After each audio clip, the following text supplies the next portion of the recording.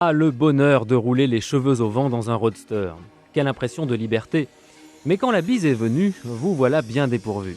Grâce à son toit rigide escamotable, le SLK de Mercedes avait su pallier cette contrainte.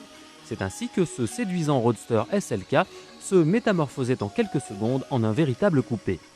Mais il est vrai que le caméléon de Stuttgart manquait quelque peu de charisme. C'est maintenant chose réparée grâce à la nouvelle génération de SLK.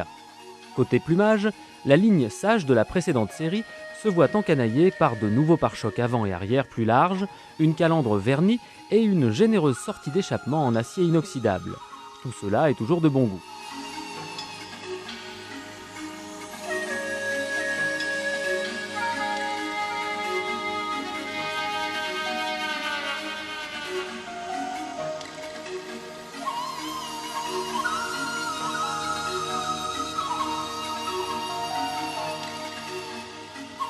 Il en va de même dans l'habitacle, avec de nouveaux sièges, de nouvelles selleries et boiseries d'une qualité époustouflante. Tout cela fleure bon l'élégance et la vélocité, mais malheureusement pas assez la sportivité. D'autant plus que dorénavant, le ramage vaut vraiment le plumage.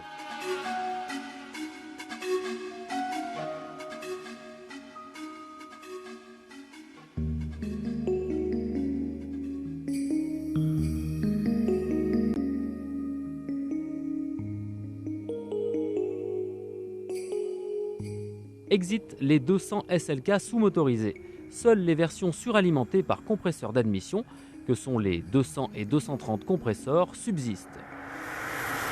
Mais surtout, faites place au tout nouveau 6 cylindres en V fort de 218 chevaux de la SLK 320. Bien secondé par la toute nouvelle boîte mécanique à 6 rapports, le SLK 320 devient un peu plus rapide que le 230 compresseur.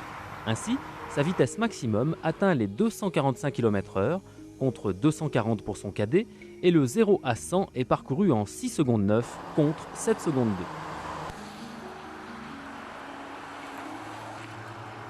Mais ces petits écarts ne sont pas réellement perceptibles, et c'est le chant du cygne qui vaut majoritairement le détour. Le 600V joue sa partition dans les graves, et son rauque est envoûtant.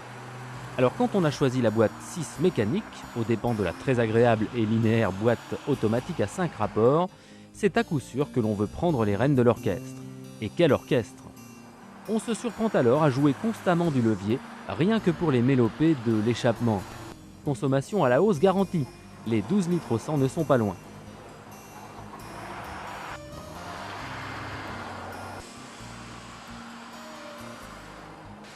Quant au comportement, me direz-vous? Pas de doute, on est dans une Mercedes, la sécurité fait foi. Où est passé le côté survireur et amusant de toute propulsion? Eh bien, il a disparu au bénéfice d'un comportement neutre dû à l'ESP.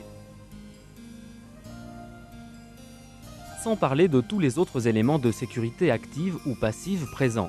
BAS, ASR, airbag, prétentionneur de ceinture, carrosserie à caisson de déformation et sécurité anti-retournement. C'est l'abondance, on se sent vraiment en sécurité. Seul un amortissement un peu trop souple peut faire froid dans le dos en virages appuyés. Mais le SLK est-il vraiment fait pour ce genre de conduite? Vraisemblablement pas.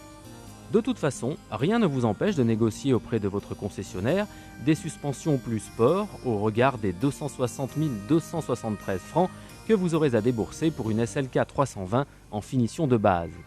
Si cela marche, appelez-nous, car l'auto sera très intéressante à essayer en attendant la future SLK 32 AMG.